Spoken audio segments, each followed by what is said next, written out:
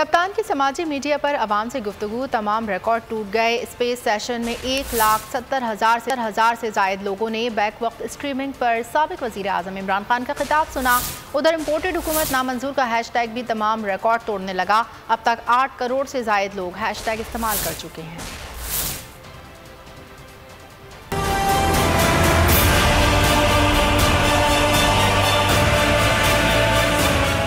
समाजी राब्ते की website Twitter पर कप्तान के चर्चे, साबिक वज़ीर आज़म का लाइव खिताब लाखों लोगों ने देखा।